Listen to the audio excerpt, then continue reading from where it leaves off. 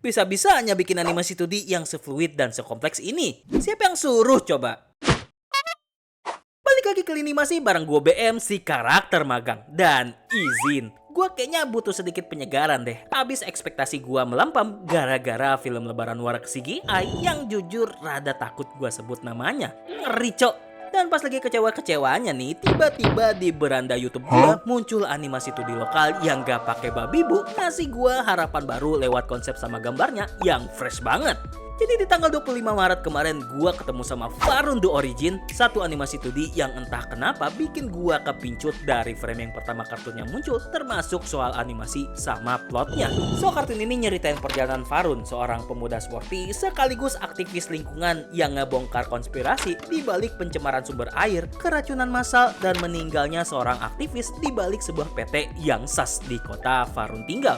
Weh, kok rada familiar ya? Gak mungkin dong. No. Anyway, ngesampingin plotnya yang anti mainstream, animasi produksi Pohachi Production ini jujur manjain gua sih dengan framenya yang fluid dan ramah banget di mata, meski dengan berbagai keterbatasan yang bisa lu nilai sendiri. Tapi overall baru episode 1 dan gua suka dan nungguin banget sih kelanjutan dari series ini. Apalagi kalau ngelihat pas project studio animasinya yang emang bener-bener dedicated banget sih sama 2D animation. Dan gue prediksi episode 2 dan seterusnya bakal ngasih lebih banyak aksi dan plot kompleks buat nge-reveal konspirasi di baliknya. So anyway, gimana liburan lebaran kalian kali ini? Seneng banget gak sih bisa ketemu sanak saudara, silaturahmi keluarga jauh sambil nungguin event utama, which is salam tempel. Wih, pastinya udah kebayang nih pengen dipakai buat apa aja tuh salam tempelnya. Kayak beli pulsa, kulineran bareng, ditabung buat saham, atau nambah skill anyar yang bisa banget nguntungin kalian kayak berbagai opsi kelas 3D animation dari Mari Nganimasi. Materinya ringan diikutin, mentornya friendly banget dengan 3 pilihan kelas singkat yang tentunya ramah banget buat pemula. Ada 3D introduction, product animation, dan yang paling dicari-cari nih khususnya buat penyuka VTuber, instant mocap workshop. Easy, friendly, dapat ilmu baru yang fulfilling banget. Cukup dengan 200.000 aja, nggak pakai drama. Kita juga ngadain kelas full course buat 3D introduction sama 3D animation course dengan tutor yang lebih intens dan pastinya cocok banget buat yang pengen belajar dari dasar. Cek di deskripsi atau kunjungin IG kita dan buruan klik linknya buat daftar kelas yang mudah, murah, dan menyenangkan bareng Mari Nganimasi. Beralih dari lini animasi, ada satu kabar terbaru yang kayaknya tuh suara merdu di kuping gua sih. Dan ini tuh ada hubungannya ya sama satu aplikasi dari perusahaan AI yang lagi rungkad, Sora AI.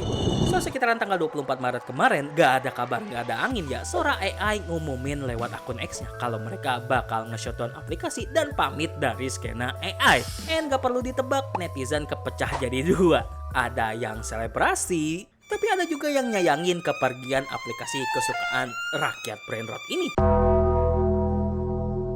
Tapi yang paling aneh sih menurut gua alasan shutdownnya ya. Apalagi kalau nginget-nginget baru beberapa bulan kemarin mereka tuh kan kayak kontrak sampai miliaran ya buat lisensi IP barang franchise Disney.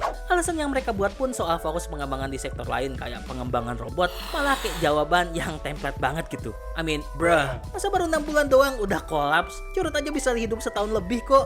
Dan pas nyari info lebih jauh, gua jadi tahu sih kalau ternyata intinya sesimpel monetisasi mandek wah. Soalnya selain kalah saing sama beberapa provider lain kayak Gemini sama Sidance 2, which is tetap busuk ya. Kutip dari marka.com, alasan kayak model bisnis, copyright, sama engagement video yang cepet anyep abis viral bikin Sora AI kagak profitable buat jangka panjang. So intinya sih ini bukan kabar yang progresif banget sih buat pegiat media kreatif dan hak cipta. But hopefully dengan tutupnya Sora AI makin kelihatan tuh kalau AI bubble yang kelihatannya gede dan kokoh ini ternyata emang serapuh itu.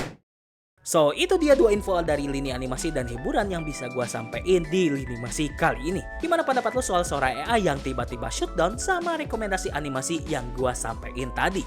Well, seperti biasa kalau ada info ngelurusin atau mau ngobrol bisa banget komen di kolom komentar karena pastinya bakal gua bales. Dan jangan lupa juga buat ngikutin terus petualangan astronot kesayangan kita yang gak terdampar di Mars sih, tapi tetap punya misi khusus dan penting banget buat tugas magang di planet antah berantah bareng Peggy di Astro Peggy.